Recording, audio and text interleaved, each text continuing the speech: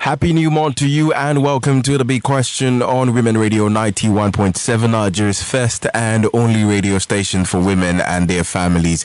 We say happy new month to you for always sticking with us right here on Women Radio. It's the very last month of the year 2021. And it's December. So whether you like it or not, it's 24 days to Christmas, 30 days to the new year. So whatever plans you have in mind, if you're a calendar person, I think you have to start making those plans. But we are still right here on the big question where we have conversations with preferred solutions to issues that are affecting us as individuals and as citizens in our country. And today we're still on the 16 days of activism, stand against gender-based violence. And today is day 7. Wow, 7 days gone already. And of the 16 days of activism, we're going to be looking at preventing sexual violence against children.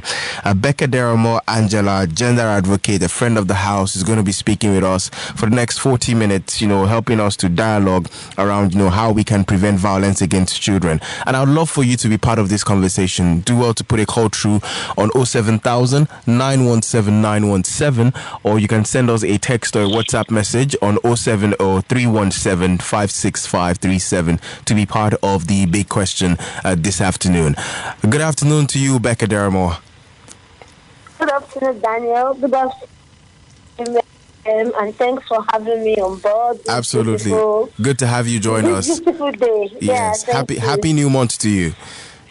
Happy new month. I was trying to remember this. I want to say this beautiful month. Yes.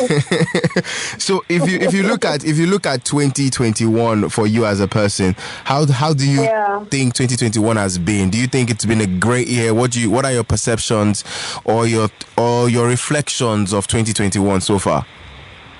Wow, it's been awesome. It's been an awesome year. I was reflecting before the score came in. Even my Facebook status, I just posted, God is good. Words cannot quantify Him. He's just too good.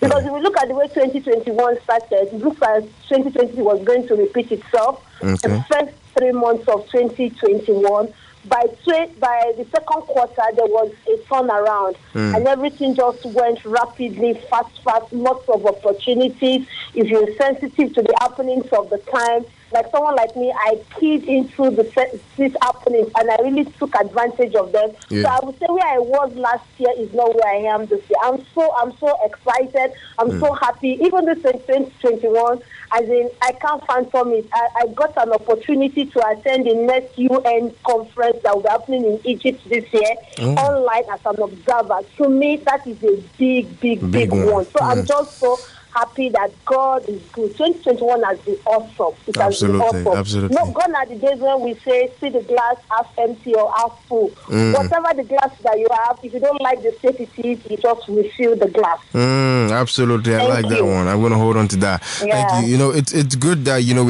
we talk about these things that have happened to us, both the good, the bad, and we also, recognize the very important moment of the year. But today, when I got to know that, today I was going to talk to you yesterday, and I also looked at, we're going to be looking at how we can prevent sexual violence against children. And I look at, how much effort we're making, people like you and other NGOs and CSOs out there that are putting in so much work in ensuring that, children are better protected. And, the report still always still makes its way to the newspaper. It's almost like every day. There's a report that I'm seeing right now. I've not confirmed the total story behind it, but of a boy who was killed in a secondary school. I'm still trying to get a grab of, and it's really devastating that the boy died. The boy mentioned a couple of names, so the story is still building up, and I'm sure before the end of today it would be all over social media. But how best do you even look at, how are we protecting children rightly in Nigeria? Are we making enough effort in protecting children in this country? Wow.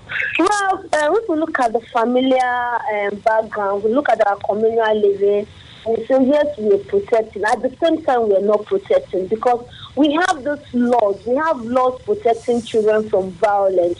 But however, because we don't have enough orientation, we don't have enough education, I don't know, we bring lots of sentiments and emotions into things where perpetrators are supposed to be apprehended. We choose to protect the perpetrators over the children. We're like, we'll settle it out of court. Out of the law. We don't want the law to get involved. It's bad.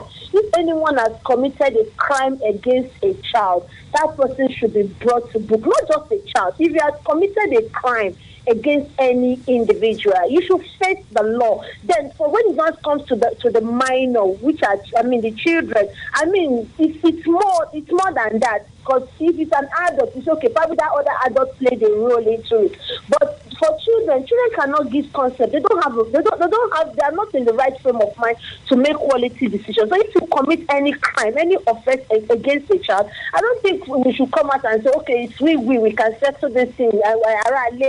Let's look into it. Let the police not come in. I think that's the aspect that we are not protecting children.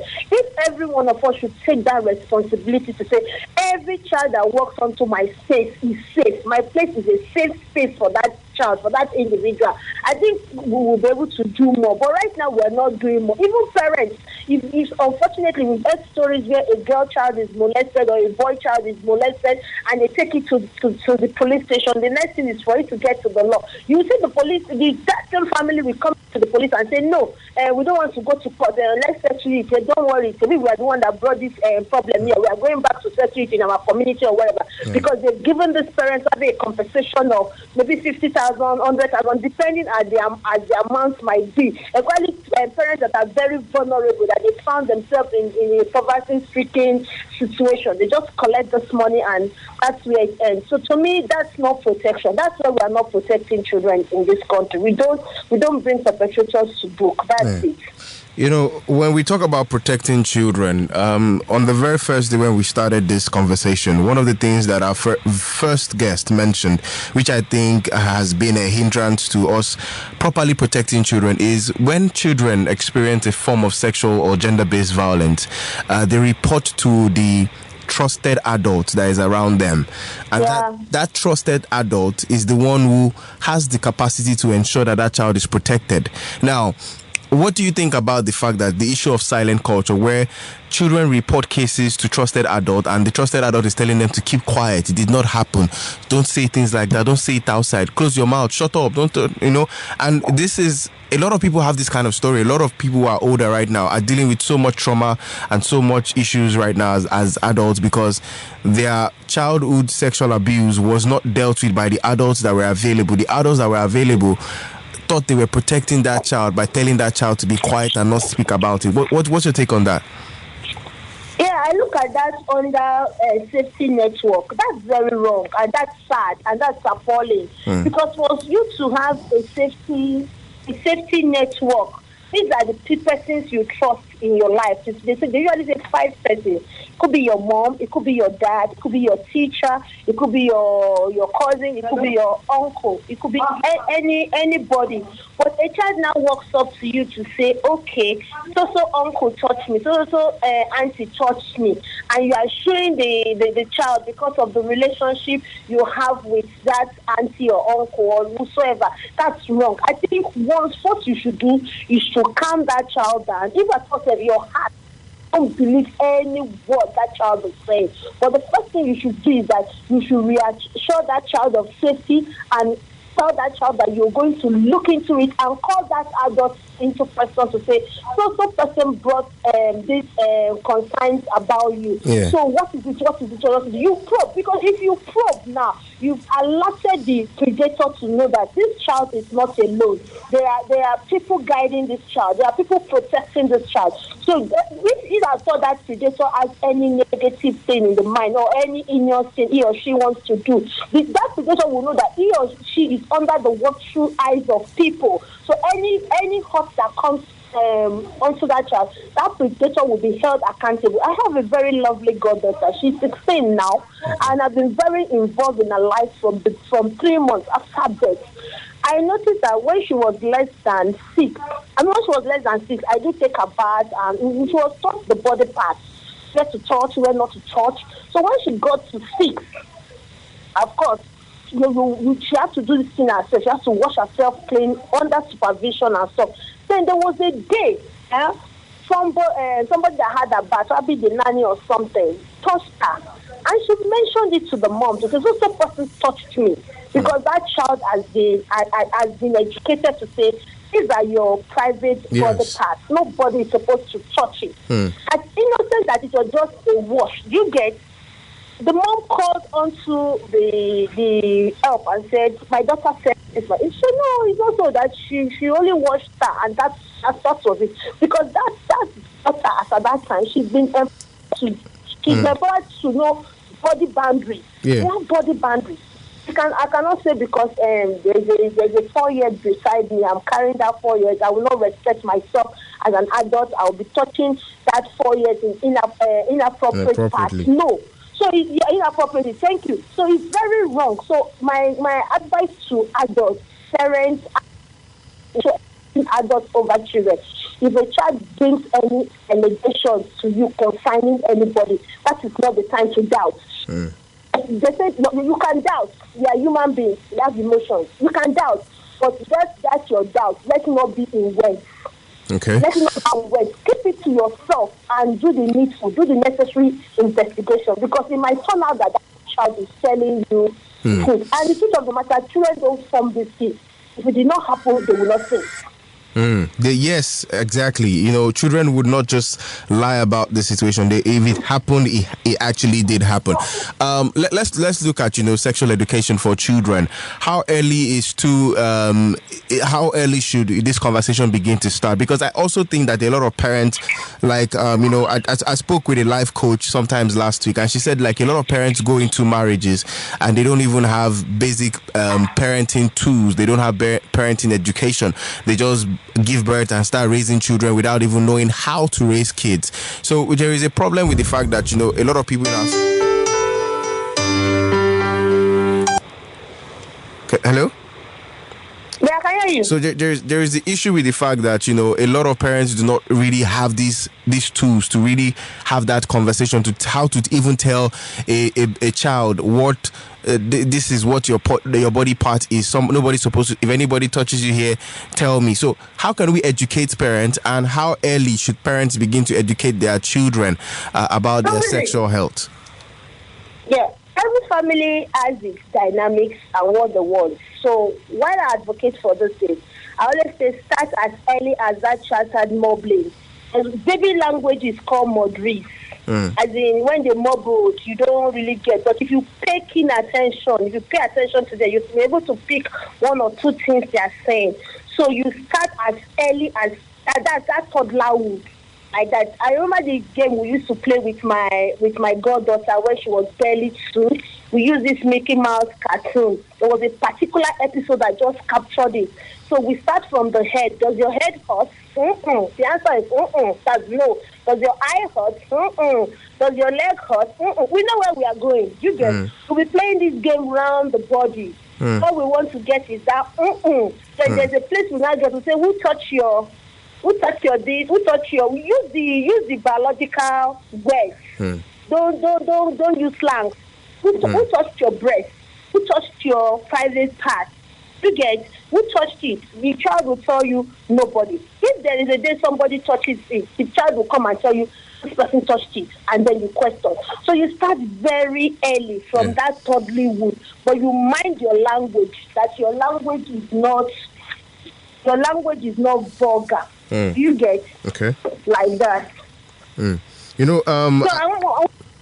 I also have for parents is that parents should also take parental information classes. There are lots of information classes depending on the needs that you do. There's one woman that is really doing a good job, very good job. I think her name is Christina Akidoli. Let me check. I have a poster. They are right behind my door. Okay.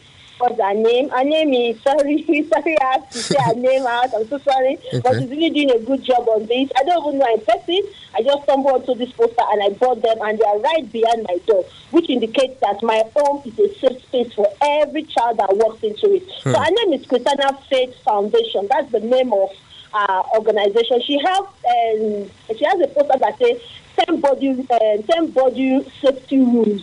Then she has another one that says 10 smart rules to help protect children from sexual abuse. So the rule number 1 says Number one, we do not touch or play games with each other, with other private parts. That's rule number one. Rule number two said no one can ask us to touch their private body parts. You see the way she had captured it, we would have said private parts. But because you're working with children, she used the word body parts. Then number three says, if anyone wants to touch my private body parts, we will shout no and tell our parents or get any trusted adult.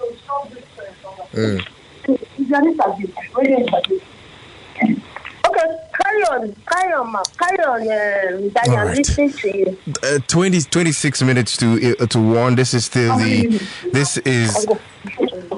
is the big question of Women Radio, WFM 91.7. Do well to be part of this conversation. You can put a call through to us this afternoon on 07000 917 917, or you can send us a text or a WhatsApp message on 070 317 56537. If you are just joining the conversation, it's day 7 of the 16 days of activism, and we're talking preventing sexual violence against children with Becca Deramo Angela, gender advocate, this afternoon. Now, Becca Deramo, let's talk about parents. You know, parents play a very important role in the development of their their children, and you said something which is very vital, which is homes are supposed to be the safe place for children.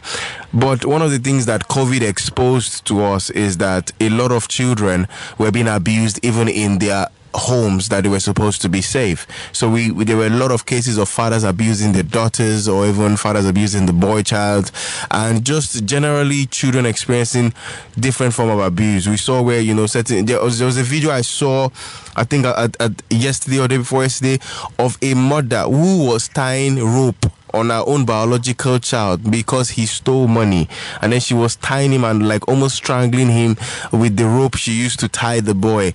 How do we make sure that the home is safe in a case like this one's where the home is actually not the safe place for that child? So what's the question now? How do we make our home safe? Yes. Okay, so one of the risk factors leading to sexual violence is when we have a very stressful environment for the child. Ideally, the environment is supposed to be where the child is nurtured, loved, and cared. However, if that environment is stressed, you understand, that child lost trust. According to psychology, that's the era of early babyhood. That's the era of versus mistrust. So if a child that is well loved in a home and is cared for and is protected, of course, the parents has earned that child trust.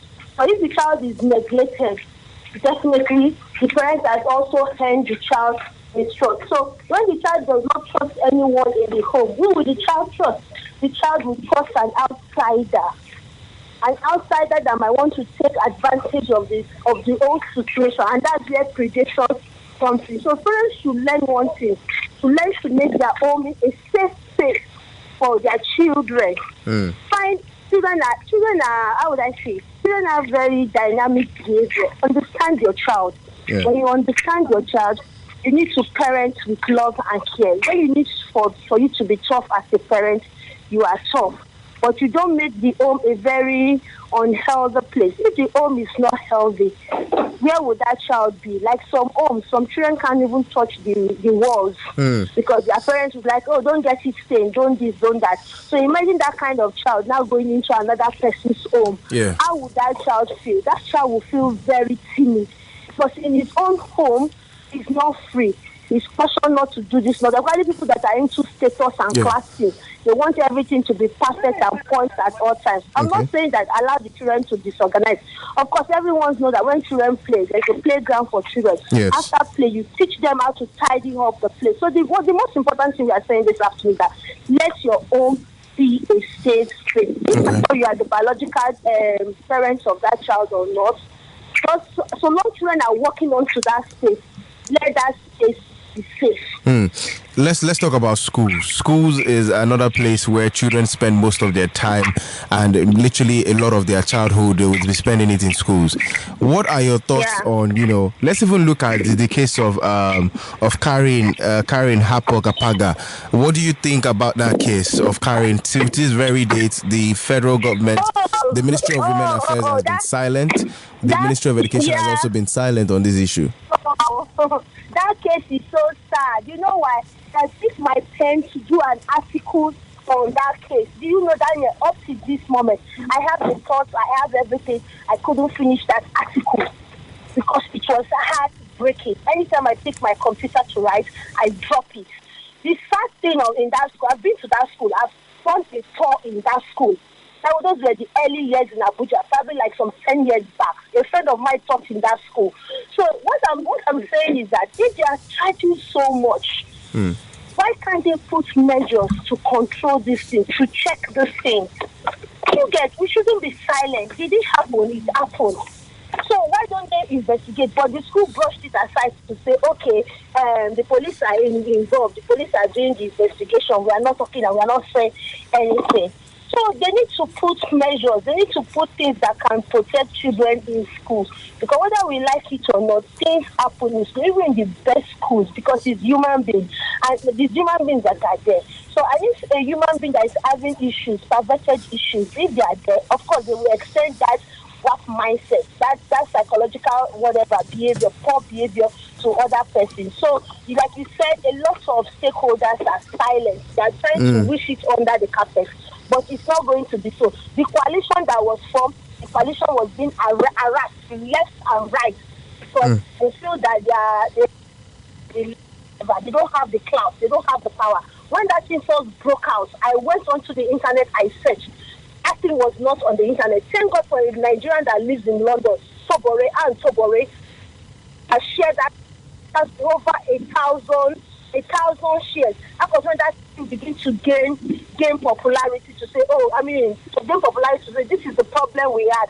And I put a subtle comment to say, this fight, I've foreseen a very big fight because this school is owned by a big aunt in Nigeria. And there are lots of big owned stakeholders here. So they want to sweep this thing under the carpet. But what are the learning curves from these 4 incidents? Can the school learn that we do not have this thing repeat itself? They should go back to the drawing board and get all the learning curves and put every safety measure in place. Because one thing that school pride itself way back when I first took a tour in that school, because if they have 300 students, 250 came from outside Nigeria to come at school. They don't reside here. A good number of students don't reside in Nigeria.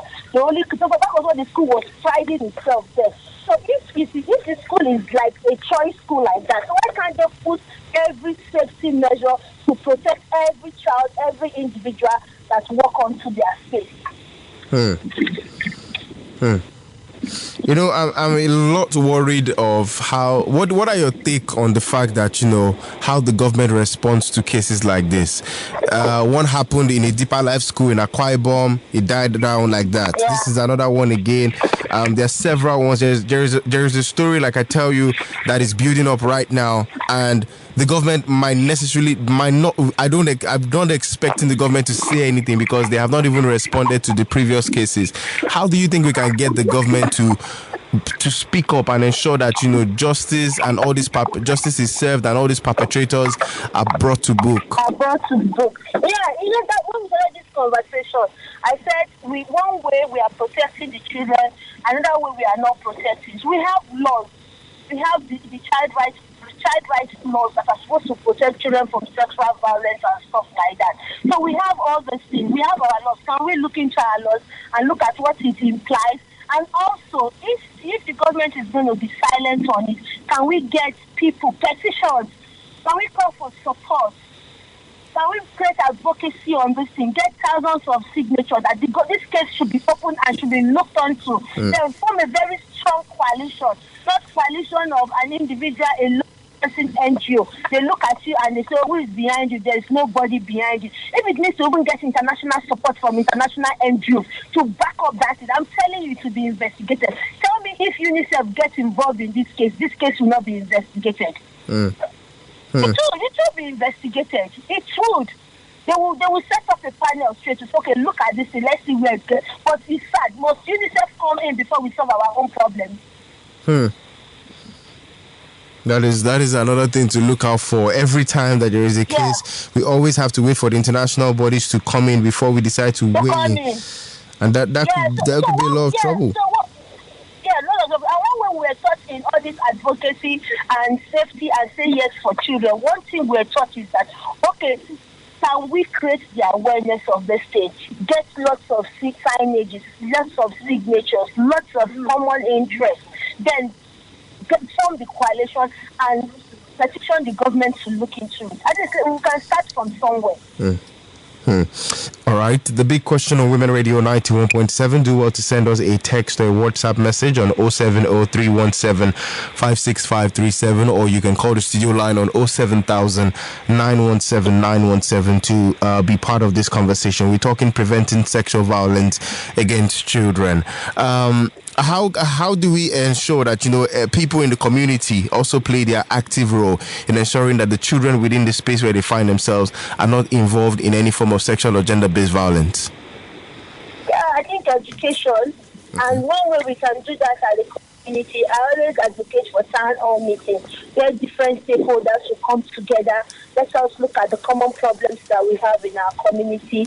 Once you're able to define these common problems, so what are our responsibilities? What are we going to do? This is our community. We must take ownership of it. We don't expect another person to come and repair your community for you. If I thought they are even coming to open your eyes to the social problems in your community, you will be the four persons championing this cause. So I think we start from education. Let's in a forum. In a town hall meeting where we have the parents, we have the community members, we have the teachers, we have local authorities, we have every stakeholder, influencers, high and low, stakeholders, high and low. We are all involved to say, okay, we don't want sexual violence for our children in this community. We say zero tolerance to sexual violence for a child in this community. We say protect our children. So let's look at it. So what cases have we had? So we start this education. We educate the parents to get every information to make their home a safe space. And that's the home that we are talking about. Even the internet. When we have unmonitored internet access, when we allow this to our children, we know that the internet is one place that nurtures the child's cognitive development. And also that same internet is also a space where predators lure children that are having all these social issues or personal issues. Probably the home is not warm enough that they will lure the child via the internet and carry out this evil act.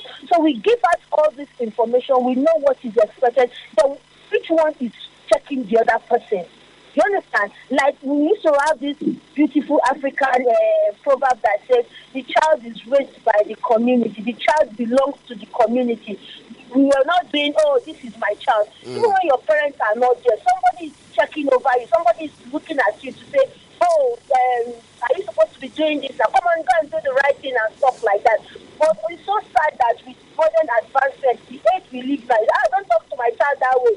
You are disrespecting my child. I'm not saying we should abuse children, but we should have that we should go back to that time when we've got one another's back. We look out for one another's interest. It's not just, oh, I myself only like that. So like I said, it's a collective effort and everything boils down to education. We need to look at it. We need to discuss these things amongst ourselves. We need to proper solutions to say, okay, these are what we need to do. To teach children safety, body parts. We need to teach them healthy boundaries.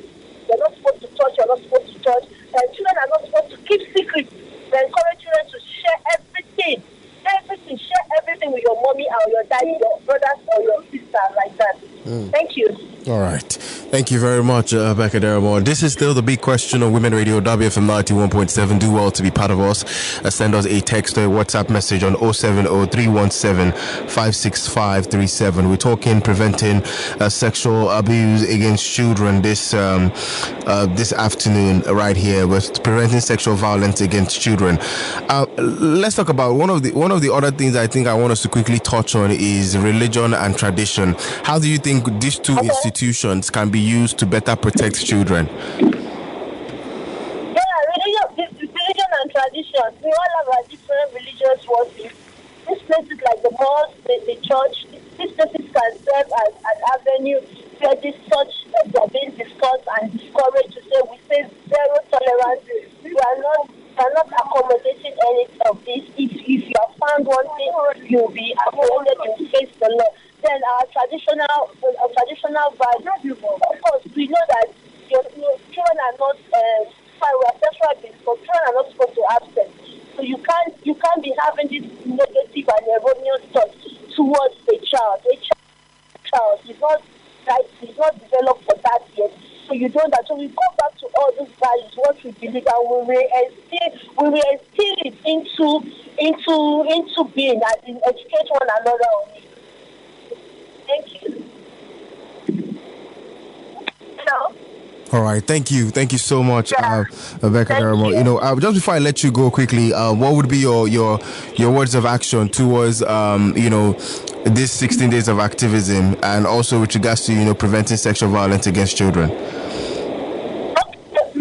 Everything boils down to the family. Make your family a very safe place and a safe space for your children. Let your family be filled with love, warmth, and affection. Don't deny children these things, and also boost your children's self-esteem, because one common thing that is leading children to be exposed to all this behavior is low self-esteem. Because when a child has low self-esteem, that child is looking for love and acceptance. And if you are the family, you are the first place, and you're not giving that to your child will go get it. And we say zero tolerance to child molestation, and this goes out to the public, the general public.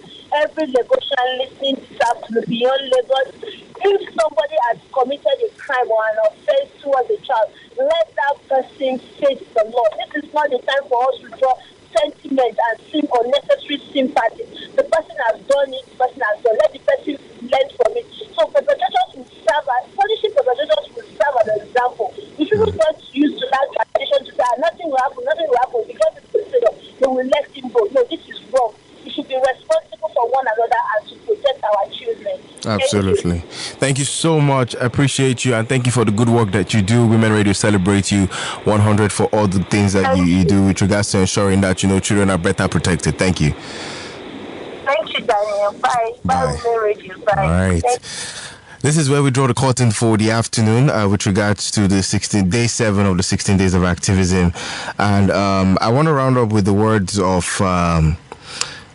Dudu Maman Manugu, the gender activist. She says sexual gender-based violence is an evil that emanates from the most debased of minds. No one deserves to go through this. Unfortunately, it is happening everywhere, even among the educated and enlightened. We must all rise together and say no more.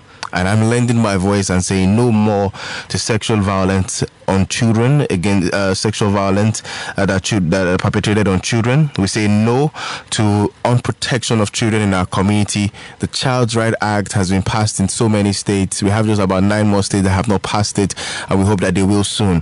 But the states that have passed it have a responsibility to ensure that children are better protected and that everyone in that environment is safe. From us here at Women Radio, we charge you to continue to be kind, be the eye in the sky, like I always tell you, especially when it comes to the case of children. Please be the eye in the sky. Please be there to ensure that you look out for that child in your community, that child that is coming back from school all by themselves, working down within that estate all on their own, make sure that they walk from their bus stop straight down to their apartment. If you can just be the eye in the sky. I don't need you to follow them. I just need you to observe. Just look, just observe. When you notice something that is not right, speak up. Please speak up for the protection of that child. Thank you all for being part of the big question this afternoon. We'll do this again tomorrow afternoon. Estelle Arabe remains the producer. My name is Daniel Adaje, and thank you once again. Happy new month to you.